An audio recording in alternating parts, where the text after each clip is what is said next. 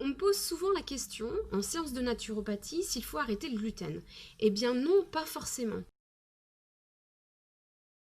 On arrête le gluten quand on a vraiment un problème avec ça, que ce soit d'intolérance, que ce soit d'allergie, ou alors même de vraiment gros problèmes de digestion, sans parler même d'intolérance.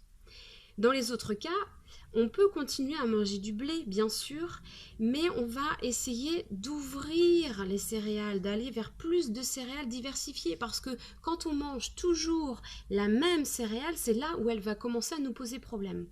Alors on va diversifier avec plus de riz, de sarrasin, de quinoa, de millet, de petit épeautre, etc.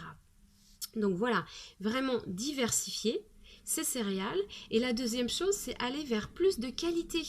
Ben oui, parce que la baguette du boulanger le dimanche matin, c'est très bon, c'est très chouette, mais effectivement, la qualité n'y est pas.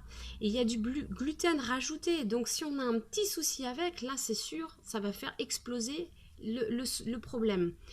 Donc on va, par exemple pour le pain, aller vers plus de pain avec des farines anciennes, donc qui sont moins riches en gluten, vers du pain au petit épeautre. Et puis bien sûr du pain au levain, puisque le levain va baisser le taux d'acidité du pain, mais aussi permettre une meilleure digestibilité.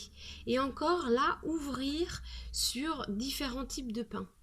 Voilà, le gluten, on l'arrête pas forcément, mais on diversifie et on ne se contente pas seulement du blé, du blé, du blé, surtout du blé ultra transformé, enrichi en gluten, qui là va vraiment être problématique. Et une fois que la sensibilité digestive est là, du coup, on peut être encore plus sensible pour d'autres céréales, d'autres aliments. Merci et à bientôt pour une nouvelle vidéo.